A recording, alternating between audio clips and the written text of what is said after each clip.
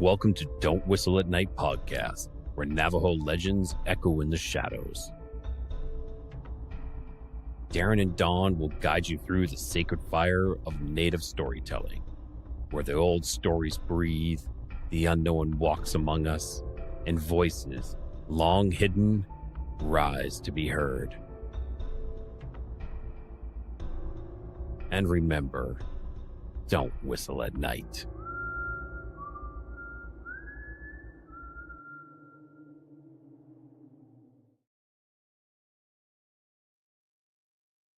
Hello, everybody. Hello, welcome in. Welcome to Don't Whistle at Night. We are broadcasting live here on the United Public Radio Network, 107.7 FM in New Orleans. And I'd like to welcome you in. I am your host, Don Yazzie. And if you were with Sean Kelly into the night, welcome, our fellow UPRN brother. And and all credit and thanks to Ry Voss, the Codega, for that fire intro right there that we all love. And without further ado, let's bring on your co-host. There he is. Yeah. What is up? Managed to catch the last part of the Sean Kelly's, man. He left on a pretty good tone on that one, you know. Oh yeah, all the time. Yeah. All the time. So got that warm feeling, huh? Just like, man. Yeah. Have you been on his show? We got to get you on his show as well. Yeah. See if we can get you in. I haven't. Okay. No. Lee was on there, and Tyson too, teammate Tyson. So he's I think he's still thinking, because the dude has a crap load of stories, Bigfoot, SkinWalkers. So can't wait to be working with him again, working with him again on another project out there in Farmington coming up soon. Without further ado, man, let's bring on our guest of honor today, and everybody here, give Mr. Utah a warm welcome, please. Thank you. Hello, everyone. Hey, what's up, Utah? Pretty good. Just watching the Super Bowl. Sad game. Sad day of the Super Bowl, huh? Yeah. That's what's up, man. But hey, thank you for joining us, brother. Thank you for joining us. We appreciate it, man. And all our viewers as well. I'm pretty sure they appreciate it. Right here, let's start off with the comments right here. It says it's not Hone, or it's not Jone, it's Najone. Oh wait, it's all trippy right there. I need glasses, bro. Hi, brother, and everybody else. She says, hey, Najone, what's up? Thank you for coming. Najone Yeje, double D's, made it. Hey, what's up, sis? Crazy Coyote, go Seahawks. Hey, Stoked. Hey, y'all, what's up, Stoked? Yep. And where is Javon Koshel? Usually he's here. Where's he at? But I guess he'll be here later. So this is another episode here, and a very special episode. And today, Mr. Johnny Utah, hey, what's up, Cosmic Voice 33? Thank you for joining. If you can take us back to your furthest memory of your paranormal stories or anything strange that happened to you like that. We can start off like chronological order.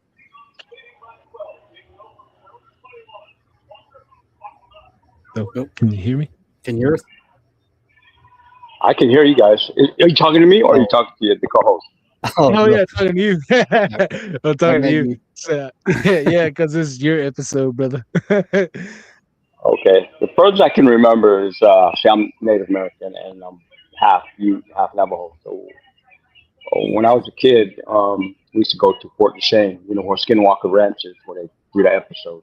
It's just not too far from there, the Ute Reservation in northern Ute.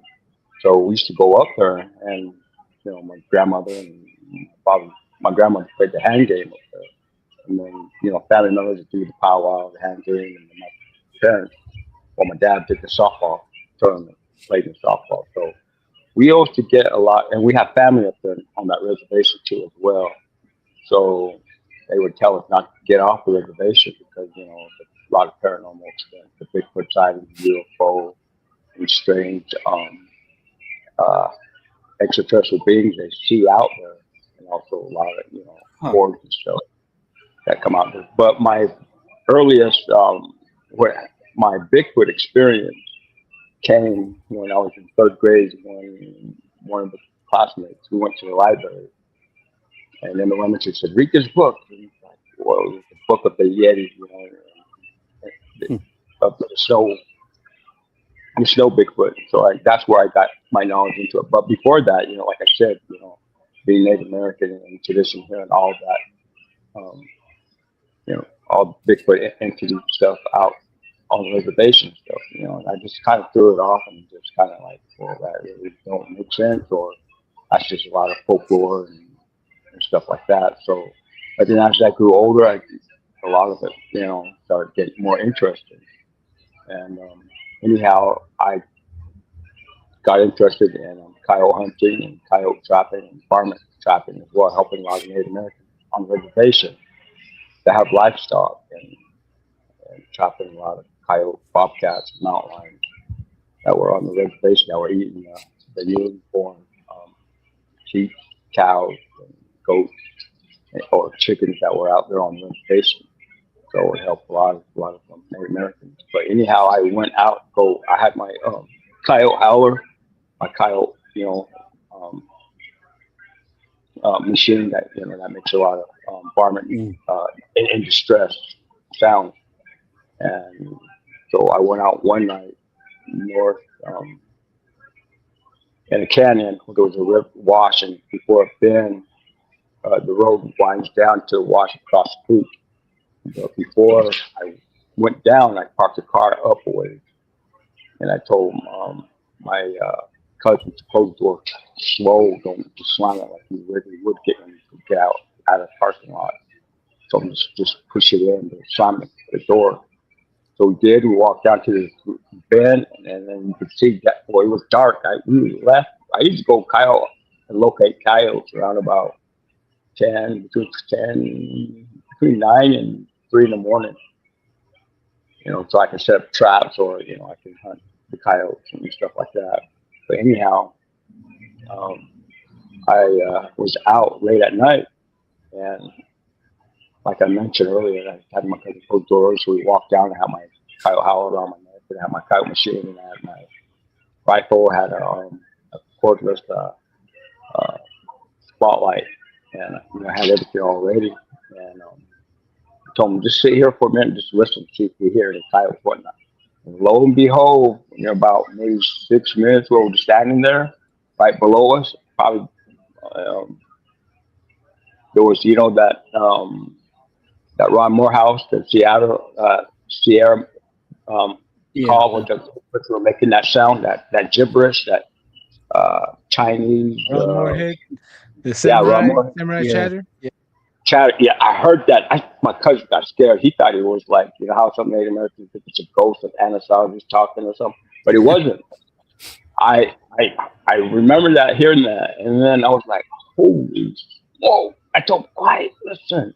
But then before that, when I go elk hunting or deer hunting, you get the glands, the scent glands, and work with coyotes. I had the skunk glands, so I had to put on the tip of my boot, and then on the brim of my hat, and then on the back, it had that real pungent smell of a skunk, the cover scent.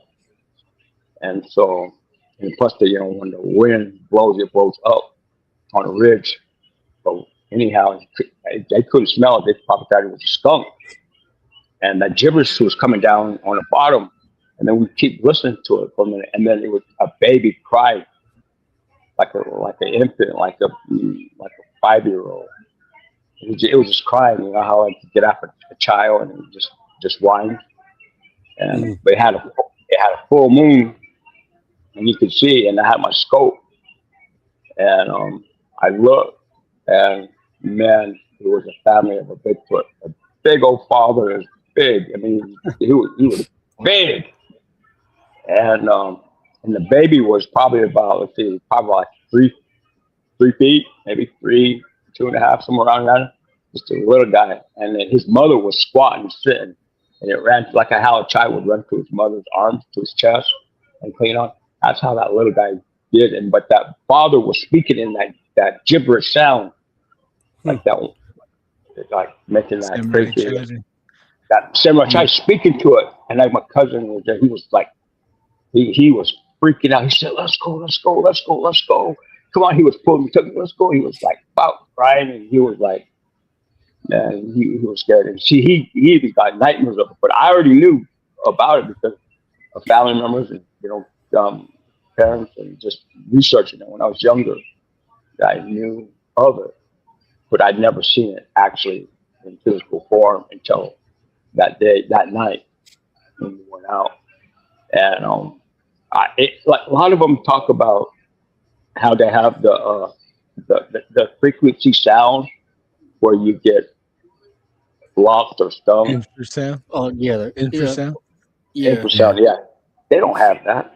It ain't. It's just that when you see something that is out of the ordinary, something that you don't see in everyday life, in your walking life, that you just freeze and you just shocked because that's a normal presence. And so, but then after that, that was back in late '90s, early 2000s, I believe. And then ever since then, I've been researching, digging, and then I came upon that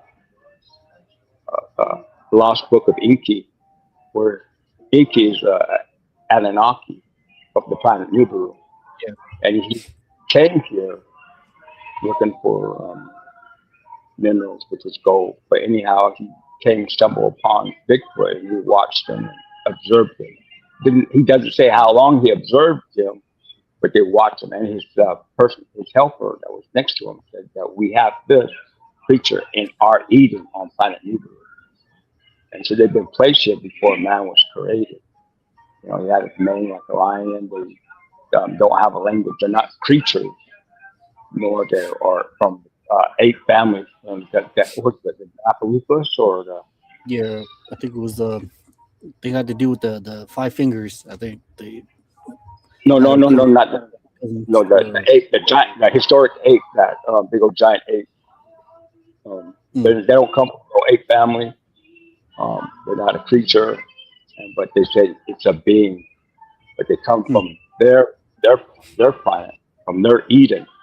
But before they were placed here, I believe that they were placed here long before man. See if this planet was inhabited, and they have.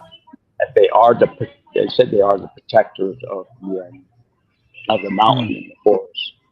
But Gilgamesh had a friend that was another person too, like Bigfoot. So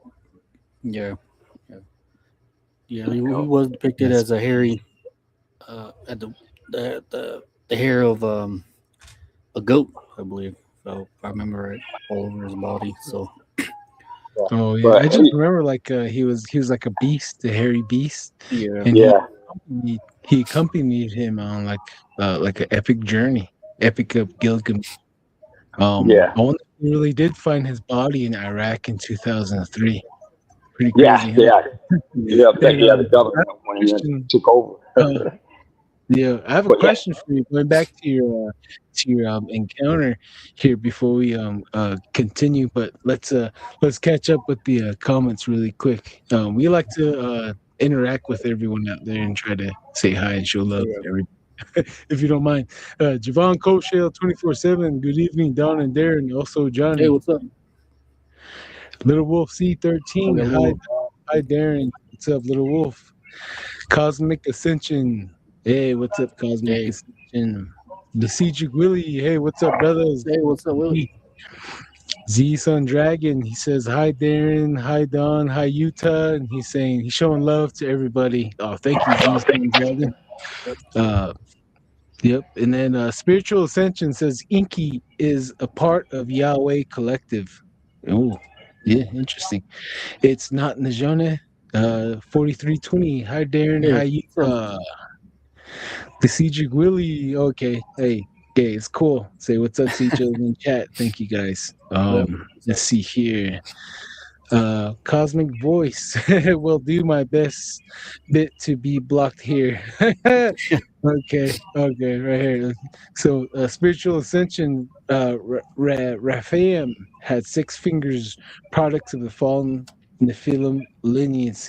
Yeah, and to throw another wrench in there, like according to what some of our stories goes, that the men and the woman, they got into a disagreement, and then the men went on the other side of the Colorado River, the women were on the other side, and as they're having their disputes, as time passed, the ET came down to both sides. We call them holy people, and they ended up making those giants, those 6-fingered giants, and they made their own monsters, the men and the women, with the ET. So they had those 6-fingered people, and then they went to war with them because they were really vicious, and they also could do more magic than us with 5 fingers. So that's just another one for the viewers out there to throw another open another can of worms. Let's see here.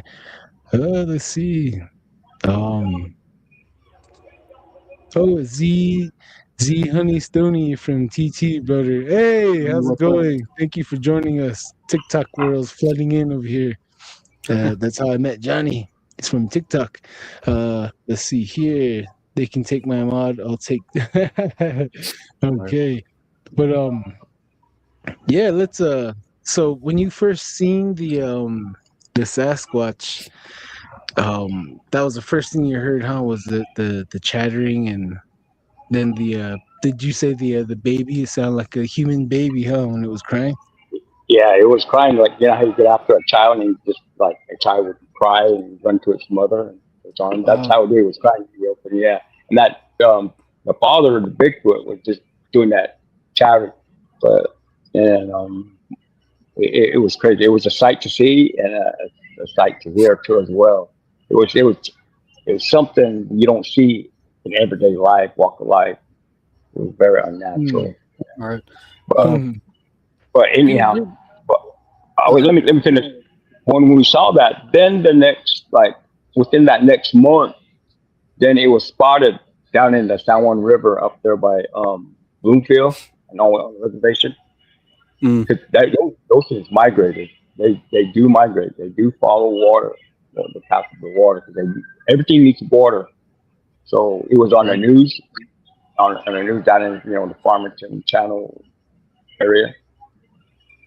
So how did this first encounter end?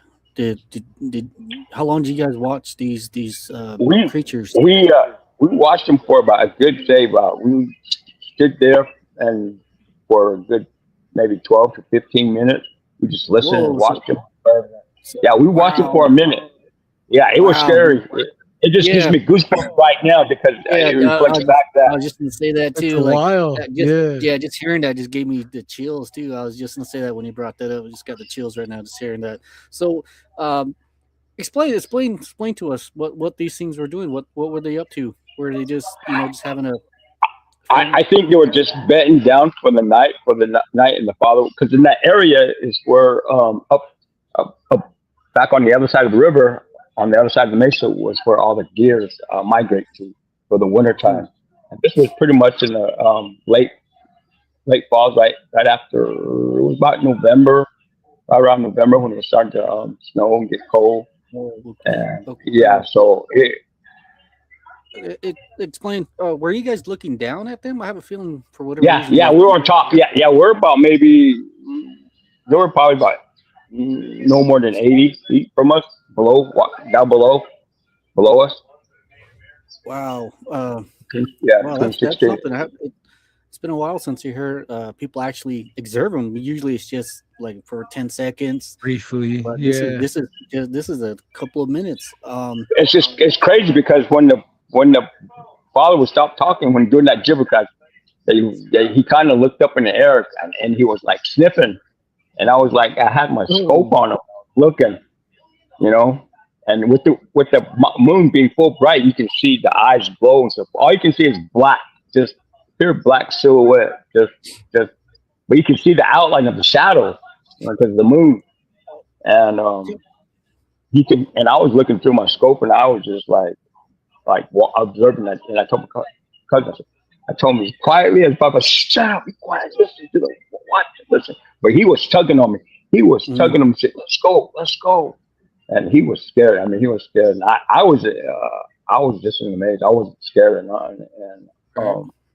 And I had, and I'm a very confident, and I hunted big games, elk, mule deer up in the Colorado mountains, up in the Utah area. And I hunted coyotes too as well. So, and so I was. Tell me one more thing. Was there a female Bigfoot among the group? Yeah. Like I said, there was the mother was just squatting down on it, just squatting down, and then the father was standing up. Now, how would you know that was a female? Because she had a breast because she had a breast. You could see the breast when the kid was up against the mother. You could see him. Yeah.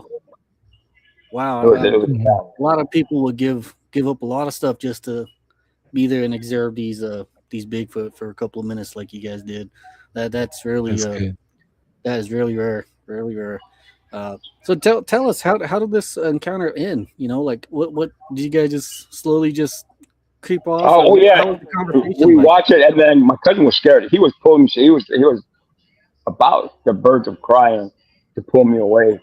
He said, "Let's go." So we said, "Okay." So we just backed off really slow, tried not to make any noise possible, and walked and fast walked to the car and got in the car, and we took off. We left, and he was scared. He was in the car. He was scared. Did you see that? He was just rambling on and just like, "Oh, I'm not going back in the dark. I'm not going out there with you." I'm like, he was scared. I mean, it shook him up to the core to where, like, within the next couple of weeks, he was like, "Man, I'm having nightmares and seeing those things, and I hear them in my head, and my voices in my head." They were talking.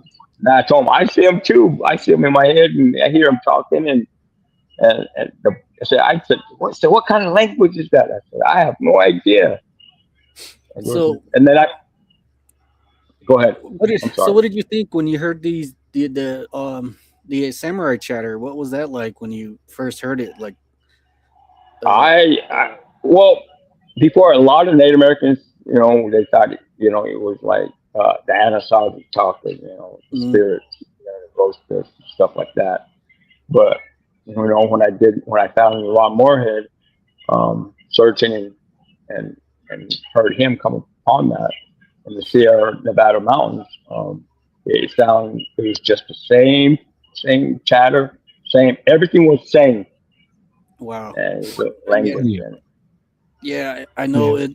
It's pretty hear cool. encounters of Bigfoot, and it always puts a smile on my face when when people say, like, they explain the howl, and then you say, like, that exactly what I heard. That I heard. I had my encounter with two of them, and every once in a while you hear someone come up and encounter and do the exact same howl that I did. For the Creek Devil episode. And that just always puts a smile on my face hearing that. And it's especially when they talk too, it's like they shake their head, but they make that noise though. But yeah, I understand what you mean. It's cool. I like it. Like, dang, I'm not crazy. Yeah, exactly. But there's another thing you guys were talking about, those red-headed giants with this 6 fingers, 6 toes, 2 rows of teeth. Those are actually real up there, other side of the west side of Salt Lake City at the Goshi Reservation up there in the mountain. The northern Utes, like I said, Fort Duchesne, the northern Utes, the northern Utes, and the Ghost Utes and the Cheyennes, the northern up there above Salt Lake, right there. And they went to war with them. We went to war with them, and the Navajo, some of the Navajos that were in the area too. Right there in the Salt Lake Valley, they were actually, those were cannibalizing the Native American children, the women, or whoever they could get to eat them. And But anyhow, all the Native American tribes band together and followed them to the cave, which the cave is called Lockwood Cave. And so they followed them there, put a lot of firewood in front of that cave and smoked them out, and they died from inhalation until a ranger came by and found that cave and found all the bones, and they covered it up. But a lot of the Native Americans know about that story. Cave. Mhm. Yeah. Yeah, Winnemucca. Yeah. yeah, Near Winnemucca, Nevada. yeah. Mhm. But those are hybrids. Those are hybrids of the Nephilim. I mean the Anunnakis and Anunnakis mated with the females here on Earth. That's where you get the hybrid called the Nephilim. But other giants too as well. Yeah. But they And then, like, survived further. the flood. Go ahead. Yeah, they survived the flood. So they have no magical powers or nothing. They just giants from the offspring of that Anunnaki. Those are the ones that are locked up under the Euphrates River for Anunnakis, which in religion they call fallen angels, but they committed the ultimate sin. So so they're locked up and they'll be released at a due time. Oh yeah. Yeah. From what I hear, it's getting pretty close. So. Go ahead there.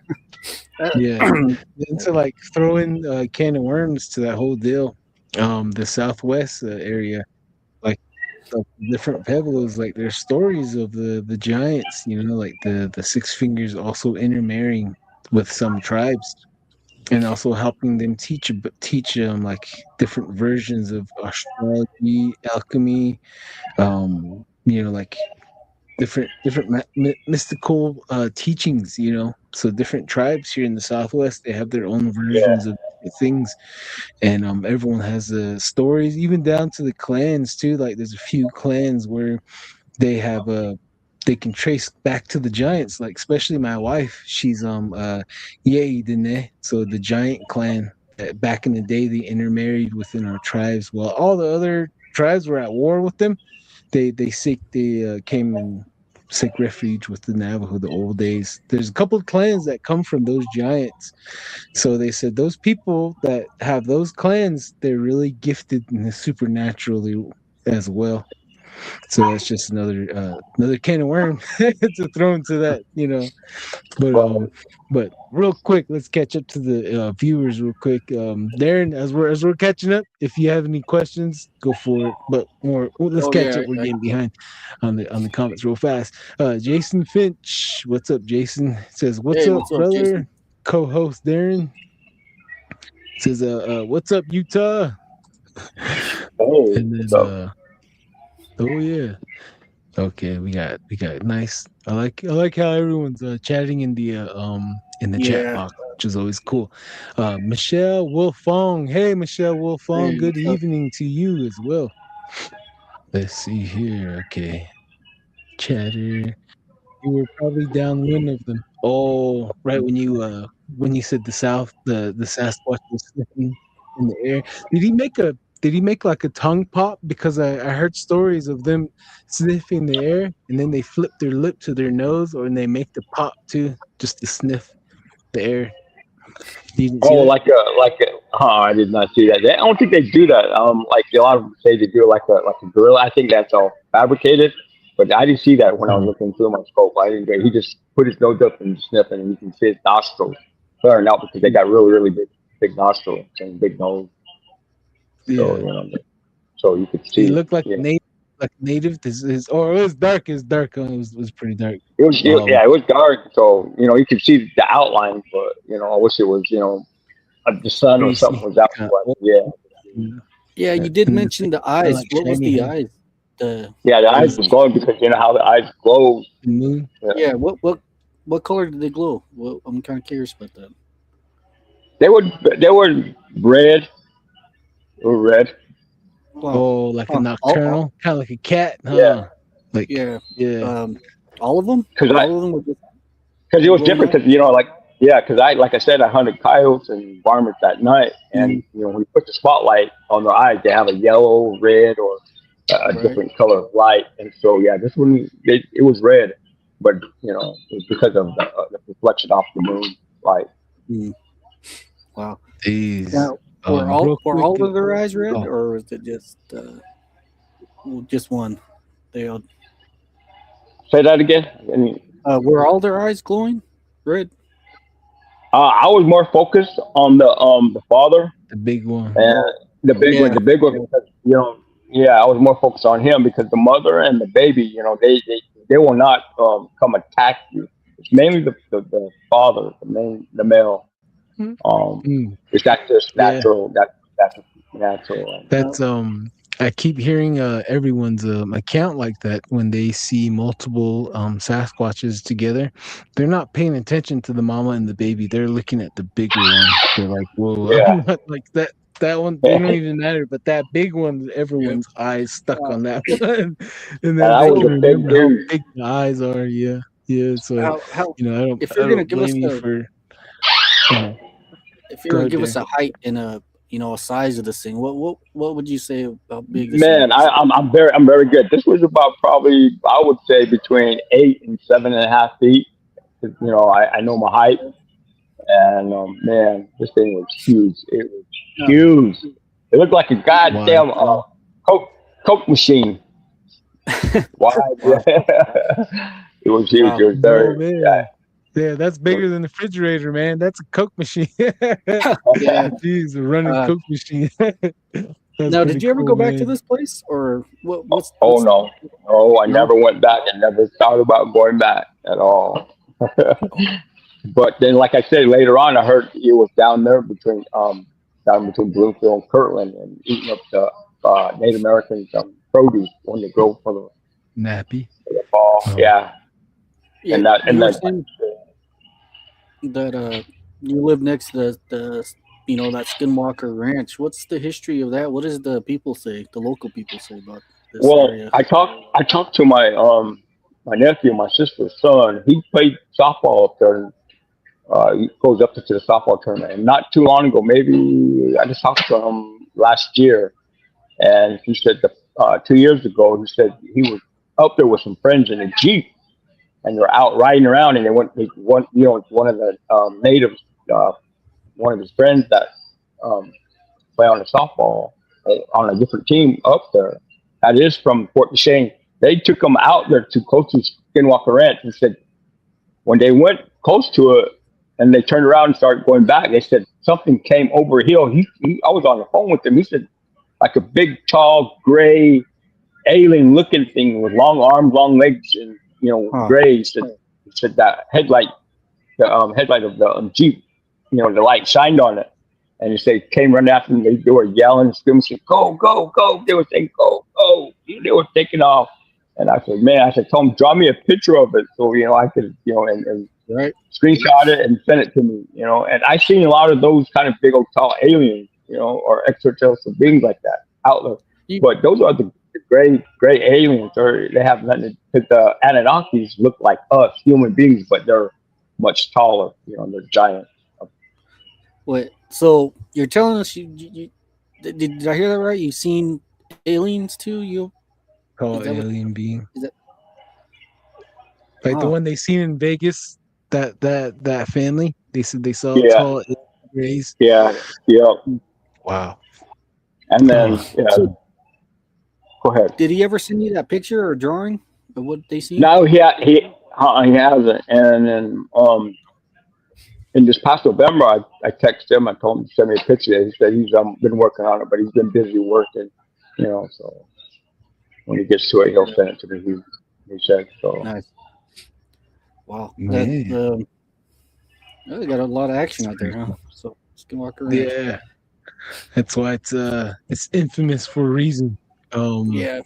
There's So the story I heard about that Skinwalker Ranch where like when the Utes attacked the Navajo, all the medicine men came together and had a meeting, and then they all put like a huge hex, opened up a portal basically at that place, at that mesa. And I guess they made it where no one can be there. They can't go there to their holy place to do worship or ceremony or something like that. So they went and placed a hex on the Ute land. And every now and then I think it's probably a part of initiation. They have to go all the way up in there and make sure that that portal is still open and operating, and the level of high strange is still going on, and they still place curses there. And I'm not surprised if multiple tribes do that as well, because I've been hearing some pretty crazy stories of that too. Multiple tribes going to other tribal lands and placing curses on another tribe. So that does happen. So that's one of the things I've heard, the reason why the high strange goes on. And it's underground base too. There's like a big old uh UFO on that mesa. That's one of the things I've heard as well. But who really knows? Who really knows? Real quick here, let's catch up to our comments. K Native guy, what's up, y'all? Have you heard of the Bigfoot like cryptid called Susimito? Susimito? I learned about that playing a Tomb Raider game recently and found out they're in the jungles of South America. Oh, El Sisimite. There's one like that, El Sisimite. Then there's another one. There's like 3 different variants that they have down there in South America. And one of the 3 things that they have in common that the locals say down there is don't whistle. Don't whistle at all. And don't wander around at night, because these things will take you. And one of them is friendly. The other one is 50-50. And the other one is basically, nope, he'll take a female. If he sees a female, he's going to take it for reproduction purposes. And he'll throw rocks at people. He even beat up a dude, throw him around like a doll if you encounter him in the jungle at night. So there's 3 different variants, but heck yeah, K Native. Yeah, I forgot about that. And let's see here. Yeah, they were placed. Thank you guys. Let's see here. Najoni Yeja. Okay. Whoops. Yeah. Oh, looks like we got touchdown Seahawks. Crazy Coyotes over there. And let's see here. Sunglass. Oh, she said, I guess she didn't finish it. Stoked K Native guy. I'm from Central America. They call them Sisimite. Don't know about it being from Tomb Raider. That's cool. Let's see right here. Okay. All right. Let's see. Cedric Willie, the Bigfoot I might have seen had red eyes. Yeah. The Bigfoot I seen was giving off amber eyes. So I guess it depends on what kind of spotlight you have. It'll reflect back. So yeah, I heard like a family group of Bigfoot in Black Mesa area. They're crossing the road. They're all there with red eyes, just cruising around in the forest. And let's see here. They're about 4 or 5 inches apart. Jeez, huh? Yep. That sound scared me. Okay, so oh yeah, right here she says aliens. it's not Z Stoney. Oh, she changed her name. Aliens, yeah. Aliens. We need Darren to grow the hair out into Yeah. okay, yes. Let's see. Cedric Willie, what about the huge black wolf in Skinwalker Ranch? Oh, have you guys heard about that? Like a werewolf, or they call it the Skinwalker?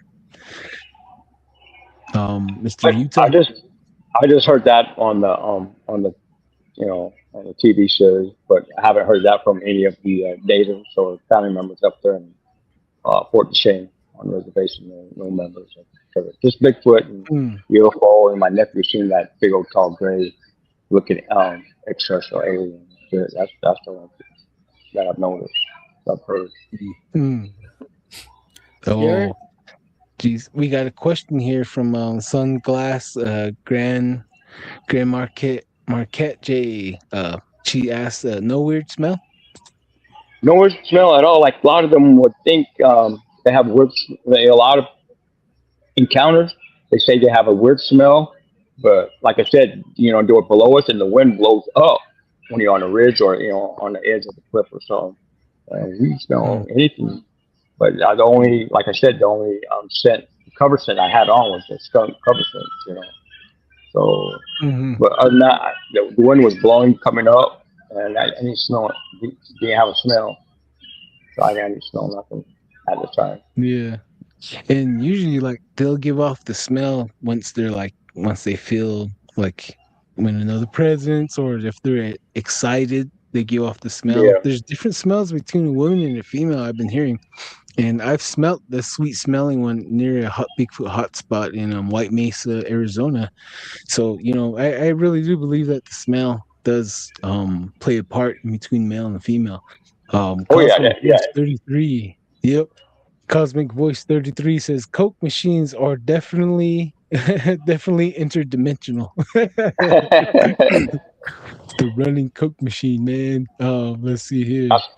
I think the dark fallen spirits can show themselves as these different forms, grays, etc. Oh man, Yeah, we have known of a trickster spirit that can take any form, and his favorite form to take is Sasquatch. So that's from some tribes. They know that they can separate Bigfoot and the shapeshifter, the trickster, because the trickster travels in an orb. He jumps in portals.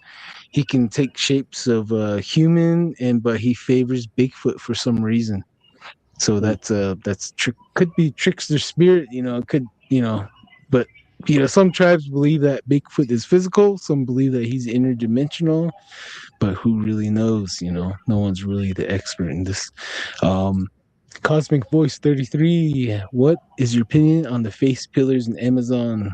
Oh, yeah. I can't remember how to say it in Spanish, but I can hear it.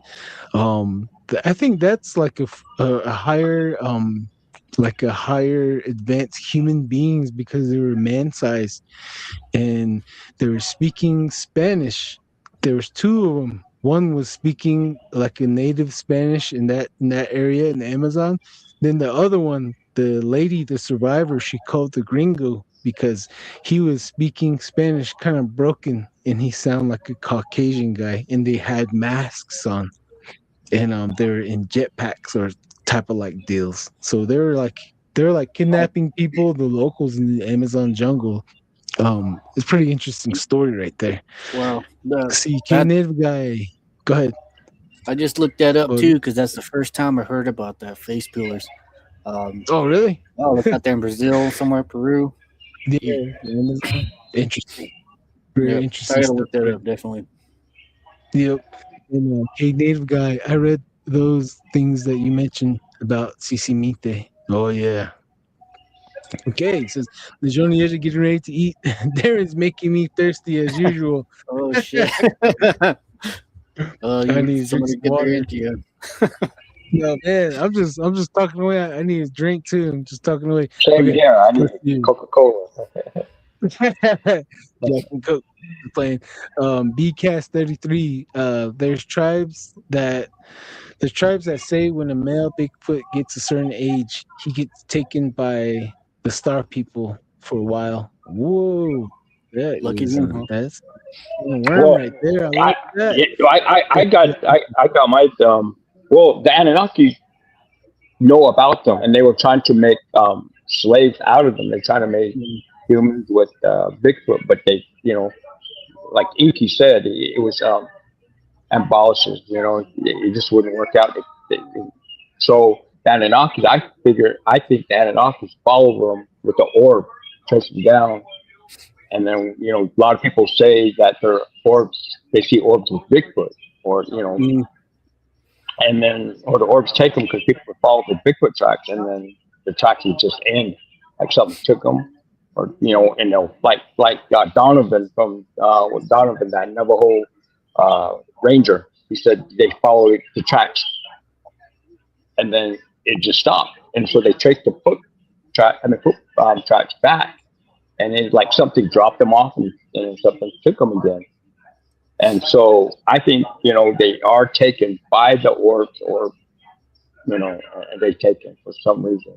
They are taken, or tracked down. The orbs, you see people talk about orbs flying around in the forest, or, or out in the valley looking for them. So I believe that they are hunted, or taken by the Anunnakis, because the Anunnakis is the one that brought them here to see if this planet was inhabited, so if this planet was able to sustain life. Mm-hmm. Mhm. So that's my I got, research on that. I got, yeah, and I got something to add to that as well. As far as Bigfoot, I never seen orbs around him. I seen orbs. Like I was chased by an orb, and that wasn't fun. I don't run from many things, but that orb made my ass run. I was like, "What's that?" I seen it dancing on top of the mesa, and it was coming down the mesa because we're standing in front of the mesa. Then it started flying towards us, and boom! I was the first one to run. I left all my younger cousins behind. They all started running. But you know, that's not fun because once the orb hits you, it'll knock you out and you won't wake up till 4 or 5 hours. That does happen. And but to add to the UFO and Bigfoot enchilada, if you will, um I was on this area that I took Tyson last year during the summer. So that area that I took him is really, really high strange area. There's Bigfoot that crosses, and there's a nests as well that we found, and there's a cave that he dwells in. And he crosses from Navajo Mountain to Inscription House to White Mesa. Then he can go down to Kaibito or down to Wildcat Peak. So he travels everywhere as well. He moves every 2 weeks. He moves. And I was on this hot spot around 3 in the morning with my German Shepherd, and she is very quiet, man. It was just really quiet ass night, really quiet. And we're making our way back to the car on this trail, this Bigfoot's trail. And as we're walking back, the uh, the whole ground lit up as I was walking with the dog on the trail, looking down. The whole ground lit up like it was orange, like the sun came out. The whole, like I don't know how to explain it, you guys, but it was amazing. And I looked up, I was like, "Oh man, is an asteroid coming? Is this the end?" I looked up, and then I saw like a giant ball, like a gigantic if like Square Butte, Kaibito is right here. This gigantic ball was larger than Square Butte, probably about a mile in diameter, and it was like its sun. It was like orange. It was hovering there. It was like, WTF, and then it just disappeared. So I don't know if that ship was watching me. I don't know if I was taken. I don't, I might have. I think I was missing hours because I didn't get home till 4 in the morning, near 5. And when I was turning the road going back to Kaibito, we used to live there into the community. I looked to the left, and then I seen Square Butte again. This time I was like 6, 7 miles away from Square Butte, and I seen that gigantic ball light up again. And then it was lit. It was lit up for a while. I was traveling 100 yards down the road, and I was looking at it, and I should have got my phone out. I was looking at the dog was looking at it, and I was like, "Are you looking at it, girl?" And then it just disappeared again. And I asked Will Jevening, my mentor, and he said that they could be interested in the same thing. They probably came down to take a peek at Bigfoot. Maybe they want to capture one. Maybe they're studying him too. There's a lot of speculation behind that, and that's one of the strange correlation stories that I got with investigating a Bigfoot hotspot and then a UFO coming in. And after that, my family made me not go by myself anymore. And yeah, so Well, That's it's a probably weird the feeling, smartest bro. thing. Never, yeah, when you go out, never ever go out by yourself. You know, you could Mhm. encounter Bigfoot, UFO, or something. This planet's pretty wild for having a lot of mysterious beings Mhm. or objects come about in Yeah, the day at night. yeah. I well, think it was just one of those nights where I was like, I want to go. I want to go out. I'm gonna go check out. Check this place out again, see if there's anything going on. I just had a feeling, like something was telling me to let's go, come out. I don't know how to explain it. Yeah, Maybe I got probed. I don't know. Who knows? Who really knows? yeah. Um, we got let's see here. Okay, well, we got lost. Let's see here. it's Okay, not honey stone. uh, it's not. It's not Z Honey Stony. How long are you going to be live, Miss Z Stony, Z Honey Stony? We're going to be till 9 o'clock. Cosmic Vibe 33. Nice vibe here, boys. Oh, hey, Oh yeah. appreciate Cosmic Vibe. This is a place Thank for you. everybody. Thank you. K Native guy Timothy Alberno is the guy who did recent investigation on the face peelers. Yeah. You know, I know the cara part. I can't remember the peelers part in Spanish, but the cara, yeah, that's the first time I heard it.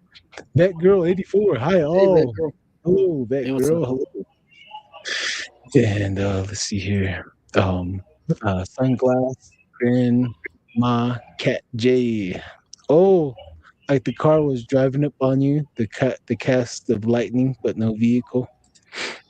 Oh wait, we got lost right there. Wonder what part she's talking about. Oh, we didn't keep up with the comments. Sorry, Sunglass Grandma Cat.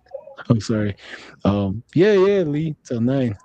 Uh, oh, it says, hey, what's up? Hey, Hey, what's up? Fabian. Where's he at? I didn't see his comment. Let's see here. Let's go check it out. Let's give him a shout out. Where is he at? While we're finishing up the comment, make sure if you can get a question loaded up there.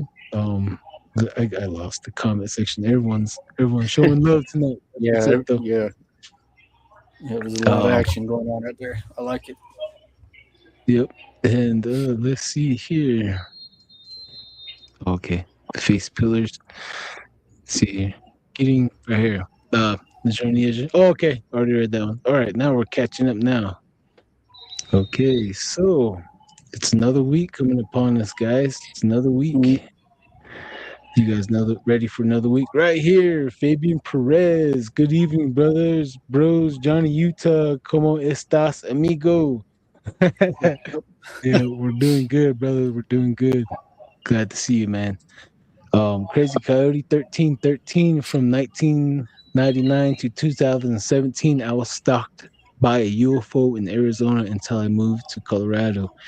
You man, jeez, Guess they don't like that's Colorado, huh? oh man. Say, hey, that's the Wendigo territory, probably.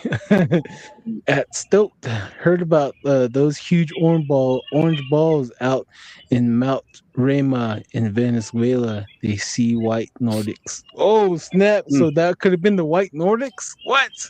That's another. That's another. That's another one. I heard of the Nordics, but to identify a ship with them, that's a good one right there. Thank you, Stoked. Appreciate that.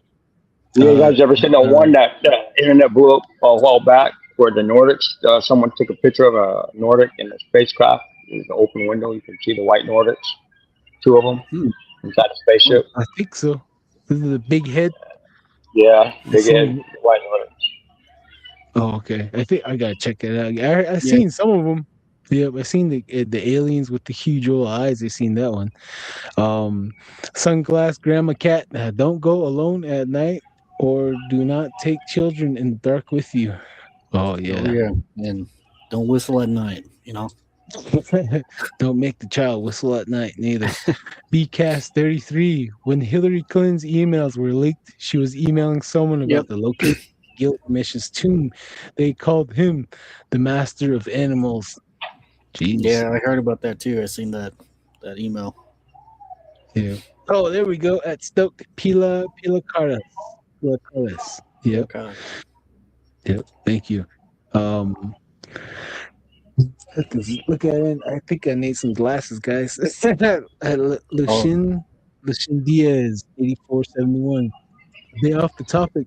What does it mean when a spirit knocks 3 times on the door at 3 a.m. for 3 nights in a row? Scariest experience ever. Oh man, that sounds like death. I'm glad you didn't answer it. Yep. Who knows? It could be death. I don't know. Don't follow the dead. Crazy. Do you guys know anything about that, Darren in Utah? Any spirit Yeah. knocking Well, at 3? yeah, that's they say that's the witching hour, but don't ever open the door because you free to let the spirits in. Spirits, Yep. they it says that we live in a firmament, which is a glass dome, and they're the spirits, not even our spirits. can leave this glass dome that we live in. So all the spirits that when life was created here on Earth, people that passed on are still here, walking and roaming the Earth. That's why now that we have cameras and security cameras, and we catch dark spirits, people catch dark spirits, dark figures, ghosts and ghosts in hallways at the hospitals or in an apartment complex or people's homes when they have security cameras linked up. Spirits they don't go nowhere. They have nowhere to go. Yeah. Don't Yep. ever, And then, when you hear something like that, don't ever open the door. Yep. Don't ever. Chris Soto says, "Hi guys, all the scary stuff happens in those dark AM hours." Yeah, especially like I noticed that Sasquatch in Kaibito, he does wood knock at 3 in the morning, right at 3 for some reason. I don't know. Sounds like someone's hitting a home run at that time when everyone's quiet. Like, damn. But yeah. Midnight baseball. Let's see here. Yeah, we got someone keeping the score with us. Ooh, Seahawks 29, Patriots 7, fourth quarter, 4.5 minutes left. Well, congratulations, Northwest. Let's see here. Hope everybody's having fun, I guess. I don't know. But yep. Yeah. Oh, someone says you curse the Patriots. Someone gushed you there, man. Someone put a hex on them is what he means. I think it's very possible that the physical UFO we see are from the Atlantis. Definitely. Yeah, I think they do have underwater bases still. Reading glasses done. I don't know, man. I might give the hot library vibes if I do get glasses. I'm just playing. Yeah, these. What were you gonna say? So yeah, these aliens, man. There's whole you can go an entire lifetime talking about them and still not exactly get the full answer. There's so much possibilities. It's endless. It's amazing. There's I think they have like 32 documented aliens species, I guess. Yeah, and they have so many different ships and all that stuff, dude. It's bananas. It's crazy. But definitely, most definitely. We got Native guy here. There was recent testimony given by witnesses of the red eye aliens for Virginia, Brazil. Their government presented them, and I believe they updated the documentary on that Prime. Ooh, we definitely gotta check it out. The Prime, man. See here. BCast 33, 3 knocks, don't dash, 4 knocks, cops. 6 knocks, Jehovah's Witness. Cosmic Voice 33. It's not a glass dome, it's the 8th spear. Could call it like a hell realm. The dark spirits come from it. Lower astral, you call it too. It surrounds and interpenetrates the earth. Whoa. Yeah, that's pretty good information right there. I like that. Sunglass Grandma Cat, just never answer the knocks. If you're not expecting anyone, check your phone first. Yeah. Take a bunch of salt with you so you can go, throw it in the face. No, just playing. Let's see here. Cedric Willie, you look like Delphine from Scooby-Doo. Cheekies. I'm saying that, man. I was just playing. Okay, so you caught up with the comments. Now, let's move the topic a little bit to Yanni Galoshi's Skinwalkers. We can say Skinwalkers here. This is not TikTok. But we can say Skinwalkers here. So, Mr. Utah, could you lead us into your earliest memories of encounters or any information that you know of them and about them for the viewers and listeners out there that have no idea about the topic? Please, thank you. Skinwalkers, called shapeshifters. People that take on another being, be an animal.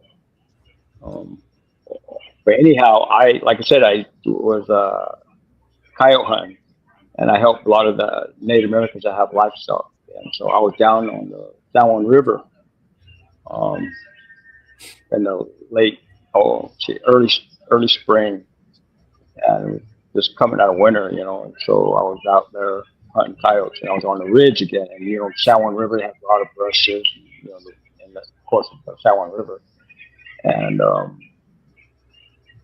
so I was walking on top, and like I said, I had my scent cover on or whatnot, and had my camouflage on. And this was about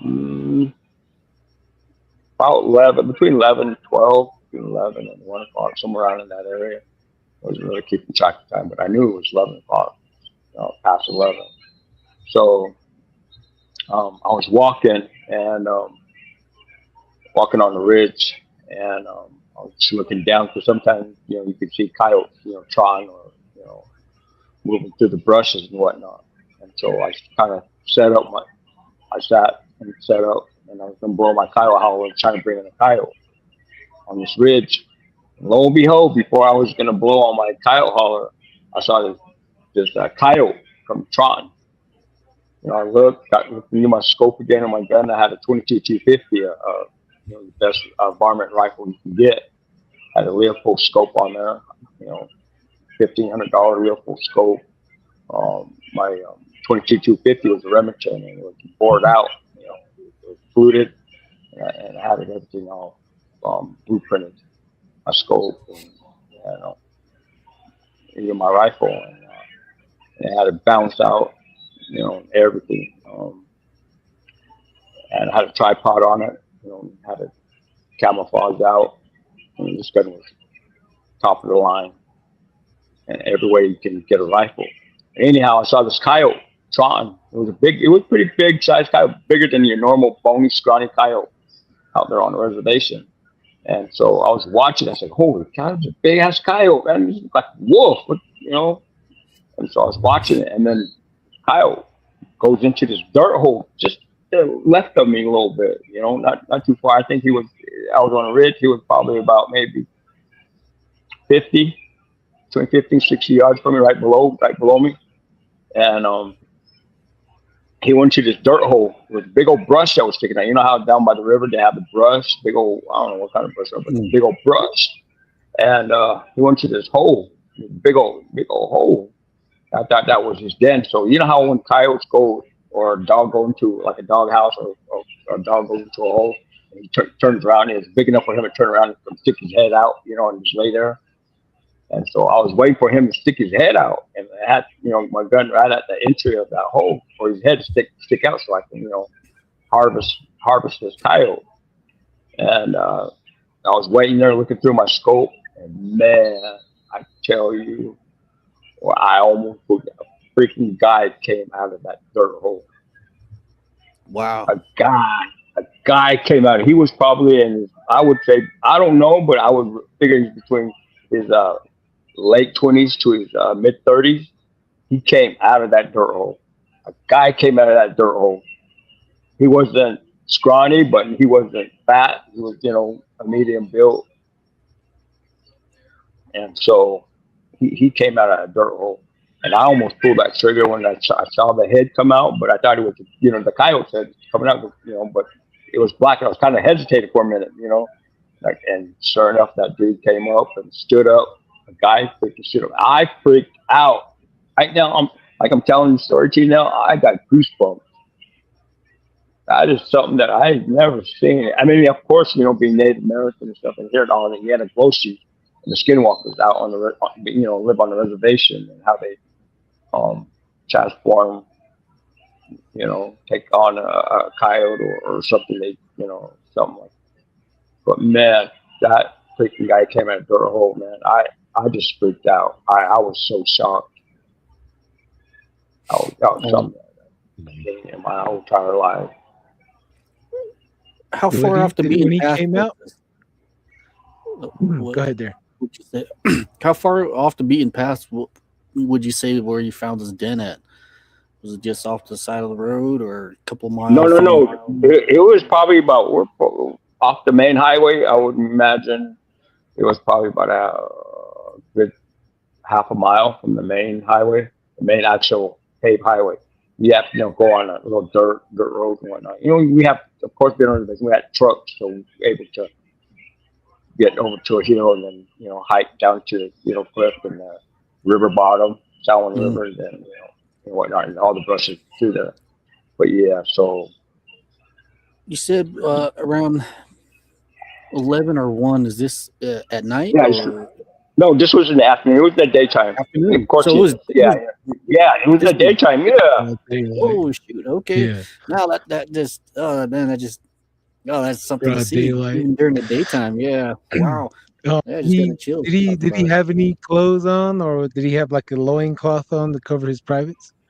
Yeah, he had a loincloth and a little coyote cloth. You know how the color of a coyote cloth kind of got that brown, a little bit of black and a bit of white. That fur. Yeah. He kind of had that on his back, kind of like a cape, and then he had loincloth around his hips and stuff. The coyote, of course, it's the coyote fur. Wow. Stuff around. Man. Wow. Was this a Native American or what? They have long hair, male? Yeah, he had his hair was to about his shoulder length hair, and it was Native American. And have you ever think you saw this person again anywhere in this? Man, I didn't care how he looked, or I didn't care. I mean, that scared the crap out of me. Yeah.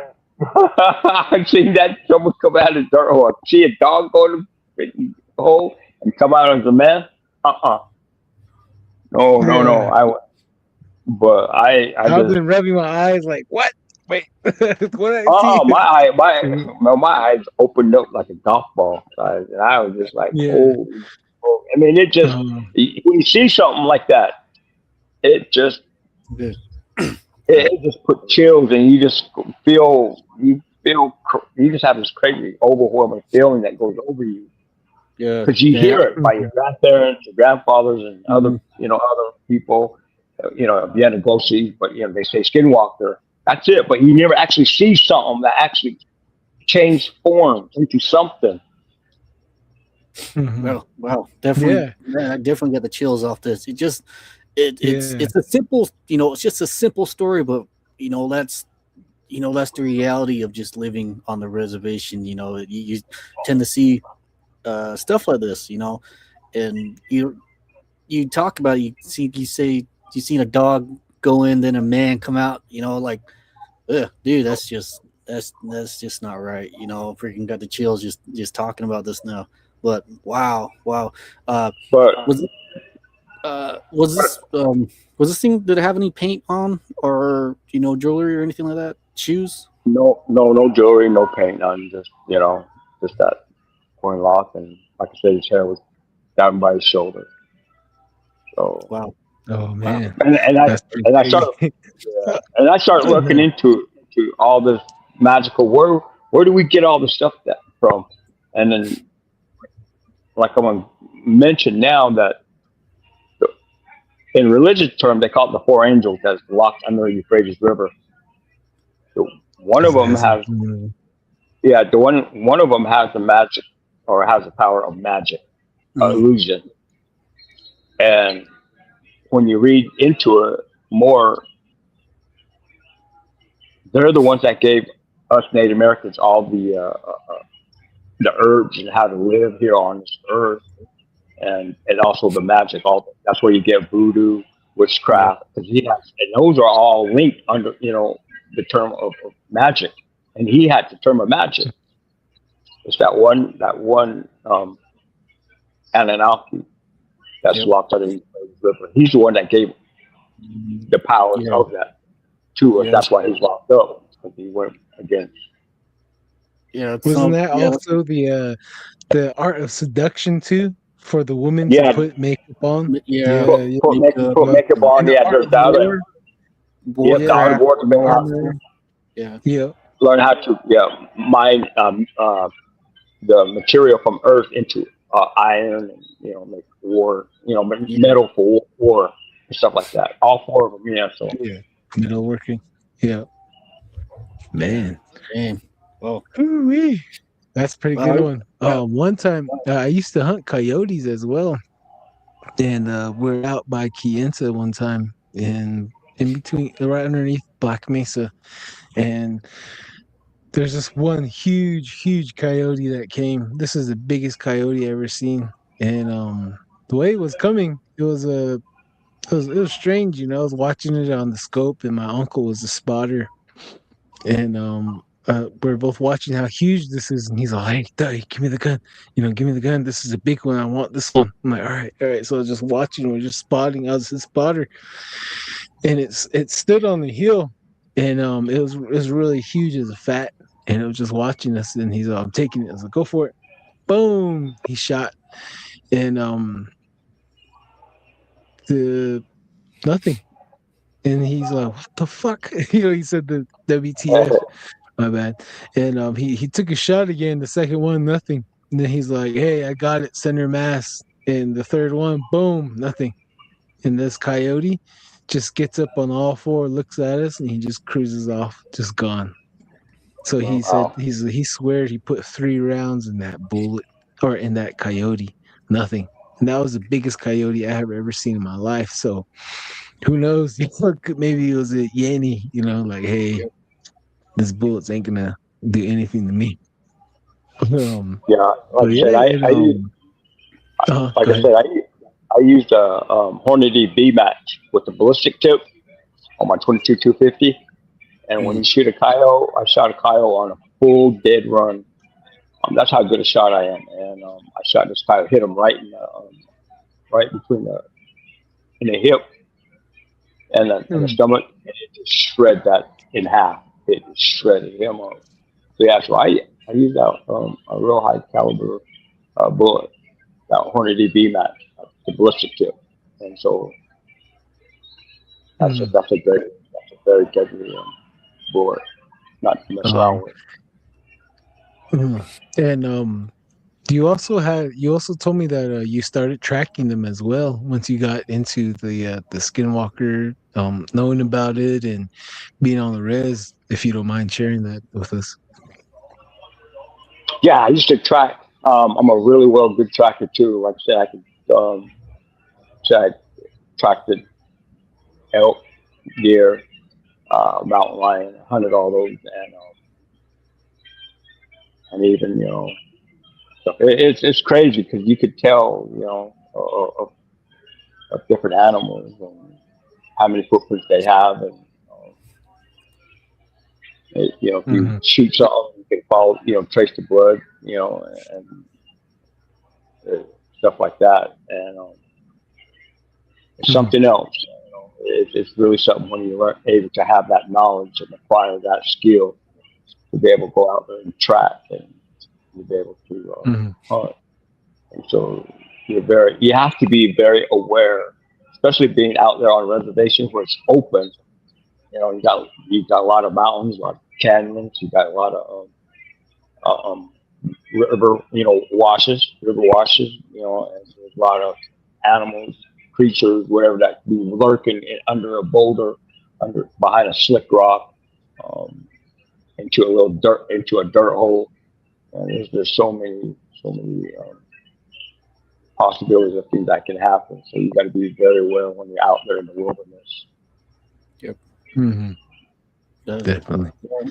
yeah, it can go Um, 0 to third world country out there in a matter of seconds if you're not aware of your surroundings. Especially out there in the mhm. wilderness. Yep. Let's read I a comment lost right you. here. Uh, we have a sunglass grandma cat. She's right here. Uh, Yeah, saying that is interesting. Definitely yep. interesting. Carla Washington, 3069. Hello down there Oh, in Utah. I lost you. Najona Yeja says, I've only heard 2 knocks during the day on a window. hmm. Oh, interesting there. And Chris Soto at Lucien Diaz. I know that in Lukumi, aka Santeria, the number 3 is very much connected to the trickster, who is connected to roadways, but also doorways. Regardless, I hope you didn't open the door. Oh, yeah. Same here, Yep. Santeria. another interesting topic right there. Yeah, going back to that topic, the knocking on the door and hearing the, spirits talk. I don't know. I mentioned this topic a while back too, of my father actually having the dead, knock at the door, and it was his friend that got ran over, and his friend wanted to knock on the door and asked my father, like, hey, let's go drink, let's go party, and yeah, my father, he's like, what are you talking about? You're dead, you're not supposed to be here. What are you doing? And the Navajos, we believe that the spirit lingers on this world for 3 days. 3 days on this world. They watch the living, and after that they ascend. They go. So that's one thing that he said too, is they actually went to a medicine man, and that medicine man pretty much told him, like, it's a good thing you didn't answer that door for that dead, because you would have died. It would have took you with them. So yeah, don't don't knock on the door. Don't answer the door. I mean, for the dead. So yep, definitely. Chris Soto says just pointing out as one tradition. Obviously, there's other interpretations and beliefs. Definitely. Oh yeah. And right here's the reaction from your Yana Gloshi story. Sunglass grandmas. For real, that's all had us. Yeah. And right here's another one right there. Owl 13. Hey, hope everyone's well today. You as well, Owl. You as well. Let's see here. Oh yeah, keep it nice in the chat, everybody. Keep it nice. And she says, "No way." And Miss Jenny Begay 1079. That's crazy and scary. Oh yeah, the Yana Loshi story. Cosmic Voice 33. Fallen Spirits. Yep. Azazel. Oh man, Rudolph Steiner talks about the fallen spirits of the darkness. Ooh, that's another good thing to listen to while I'm at work right there. And Chris Soto, Najona Yeja, I've also heard tapping on my window, and I lived on the 3rd floor. What? Very creepy. It's like these boundaries, like windows and doorways, are powerful connection to points of spirits, especially mirrors too. I heard mirrors as well. Cosmic Voice 33, may I please ask why you guys shoot these coyotes for food? Mainly for people have livestock such as sheep. These coyotes will get anything they can, and it's kind of like keeping them in check. But as soon as you take out one coyote, the female will come in heat and will make more coyotes, because you'll never be able to exterminate the coyotes. The coyote is a very, very blessed creature from the holy people. He's given a very beautiful rug as such, or a robe. We don't really have robes as human, but the coyote is a very blessed individual. And so we use it to for other people's livestock, and other people use it for hides. They work with hides as well. So on the reservation, we have to provide for ourselves in many different ways that people don't do in the city. And it's very hard living on the reservation, so we have to make use everything that we do on the Navajo Nation. So, and moving on. We have some people that wear them and crawl out of holes right here. So that's one. Yeah. That's a good story right there, man. I have on that Yana Gloshi one. I saw on a YouTube back in the early 2000s, late 90s, when the phones barely came out, and they had there was some 3 or 4 Native Americans in the pickup truck on a reservation coming back from somewhere. Have you guys seen that? And they had an old video camera, the one that the big old bulky one, and they were filming each other in the truck at night, and they were traveling somewhere on the reservation, and the camera turned to the road, and there was a freaking coyote, like can't say skinwalker because it's not a skinwalker, but it was like a dog standing up, but it had a color fur of a coyote. It was standing up on the side of the road like a werewolf, but it's not a werewolf. Have you guys seen that? Because I've seen that back. I think it was a while back, huh? Like when Yeah, that came out. I remember seeing that in high school, yeah. and from what I heard was taken outside of Tuba City, Arizona. Out of Tuba City, huh? Yeah, that was what I got, and I know that back road too. It's a it's a long stretch between Tuba City, and it's a dirt road that goes almost.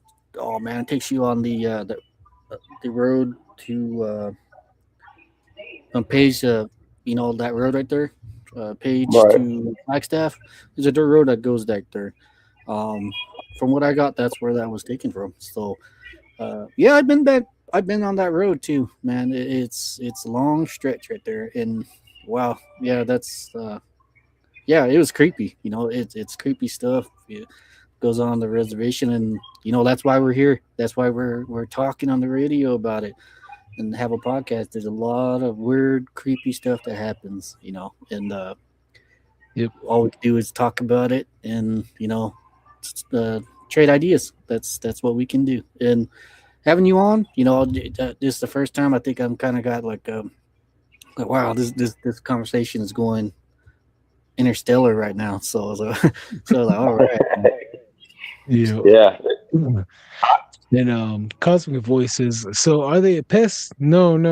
They go after our livestock because the Navajo Nation, we have a lot of livestock. So everyone lives basically off of their livestock, what it really literally means. And these coyotes will attack sheep, chicken. They'll target farm homestead, and some people will have to try to do the coyote population in check. So the coyotes will move over the hills, move over that way, and then they will reproduce again. So, and other tribes use the coyote hides in traditional ways, like ceremonial purposes, and all Native Americans love coyote hide. So when you go in some houses, you'll see coyote hide, fox hide, cougar hide, what have you. We like collecting those as well, and we eat. And I don't know if anyone eats coyote. I don't think any. I've heard of any. I don't think I've heard anyone eating coyote. Oh But no. my first skinwalker wasn't a coyote pelt, and had coyote leg, and he had a coyote tail and paw, everything. So they definitely use it. So don't worry, Cosmic Voice. It's being used either way, one way or the other. Is being used. plus, the state Plus the state has a bounty on them for like between $25 and $50. Yeah, there's a bounty. Yeah, the Utah, Arizona, New Mexico. I don't know if Colorado, but the whole Western states. There's an open tag for them year round. And Skidder operator, hey, wood chipping sounds like knocking. He says don't chop wood at night. Every one of the shorts and videos, he always says don't chop wood at night. And he says coyotes kill livestock. Yep, it sure does. Mirrors, cameras show things we don't. That's for sure. Oh, yep. Okay.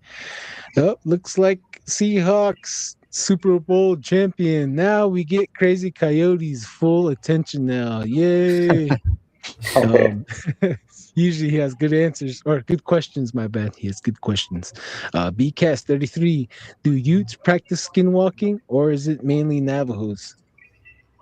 Ooh, that's a good one. Well, no, it's mainly because it comes from the Navajo side of it, and then the Utes will get that tradition, and the Utes will use the medicine man or dark medicine to be able to obtain the skinwalker ability. So it comes from both sides, and just learn it from one side and take it on the traditional skinwalker. What was that? Say it again. You kind of broke out again. Say that again. I said they take on the tradition of skinwalker, like the medicine man, learning dark medicine and obtaining that knowledge, and then taking on that into a different tribe, like the Ute tribe. Right. But it maybe comes from the Navajo. The Navajos have that medicine. That Yep. And one of our Zuni brothers, Kevin Beltran, he also seen a skinwalker on Zuni land. So I know every tribe has their own different forms. So different yeah, they tribe may do. have their own form of skinwalkers. Some tribes may not, and some tribes do. And I chat a lot with Rodney over on Lodge Tales. So we talk a lot, and he's like, "No, we don't really have any of that stuff, but there's just different ways that they use things, but they don't really have black magic like that, such as shapeshifters and skinwalkers." Yeah. Z Sun Dragon has hearts. Yeah, thank you, Z Sun Dragon. Crazy Coyote 13. Coyotes can bring a different mate back to its territory after its original mate dies. Oh yeah, then they'll Yeah. reproduce right away. Right away. 29-13. That's the final score. Awesome. Skittered operator. Different tribes keep secrets differently. Oh yeah. Then you got the Yazis here. We'll talk about everything. The Yazis aren't good at secrets. We're not good Yeah. at Yeah. secrets, and we're Yeah. not good at keeping peace. We'll cause trouble. Yeah. And yeah, us Yazis, we breed like rabbits, so we're everywhere. We're on a breeding contest: coyotes, rabbits, and Yazis. That's just Yeah. playing. Yeah, the Yankees are all the way out there in China too. Oh, Oh yeah. yeah, for real. In Japan now too. That was good. Scooter operator, Dogman. Oh man. Have you seen a Dogman, or have any heard of any stories in your neck of the woods out there on Dogman? No, I haven't. Dogman is the same thing as a skinwalker. Like I said, remember Hmm. Derek mentioned the dogman was standing upside the road out there. On the Oh reservation. yeah. That's a dogman. But the dogman comes. I think the dogman knowledge came from the Egyptians, from the what's that? Yeah. Anubis. Anubis. Yeah. Anubis. Yeah, I think that's where it comes from. I think we learned that from them because um, in the Grand Canyon there was a cave found by a white man who was looking for gold. He's traveling down the Grand Canyon, found this cave that housed 50,000 Egyptians. And the Egyptians been here um, as long as our ancestors, the Anasazi. And so I think they brought that knowledge and then obtained it from the Egyptians and Anubis. Yeah. Yeah. Even like the Aztec too, they have a dog-headed god. And Mhm. I can't for the life of me, I can't remember the name. But they say that Aslan could have been in the Great Lakes area. And then that path goes all the way down through the southwest. They say that Dogman is like a telepathic mind speaker. And then the Navajos, we call him the trickster because he played tricks on the first Navajo men and women. He taught them like the first art of shapeshifting, and he was very intelligent and very smart too. So they said that he can speak as well. That's one of the old stories that of Dogman.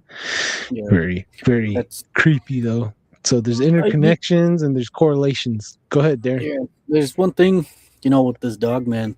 You rarely hear any encounters with a man with a dog head. Like it only heard maybe one or two of them where it's actually a human body but with a dog head. I think we talked about it. Man, who was it that had encountered with they're selling spice on an island or something like that? I forgot for the life of me. I can't remember the name of that explorer. But if anybody out there has an encounter with that creature, hit us up. We want to hear about it because I'm very curious about it also. So Oh yeah. Darren's seen one too up close. yeah, And that's unfortunately he can't tell us if it looks like a lipstick or a rocket. We couldn't see below the waist. Just kidding. Oh, let me finish this comment real quick here. Oh, sunglass grandma cat. It's behind the gap area. Ooh, okay. Navajo Ace. Have y'all seen the Shiprock Security IHS yeah, cam?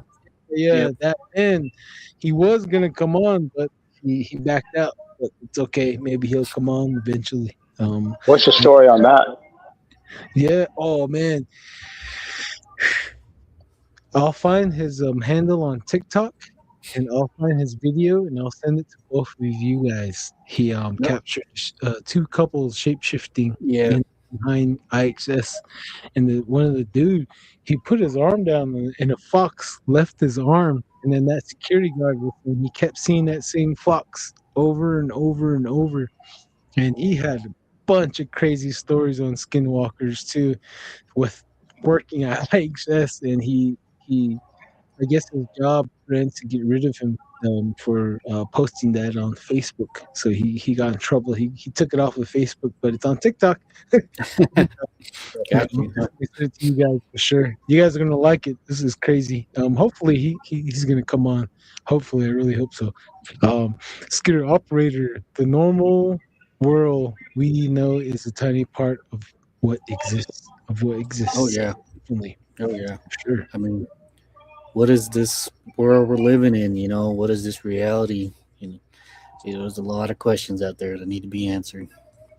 Oh yeah, yeah. If you want to know the answer, man, just get some mushrooms.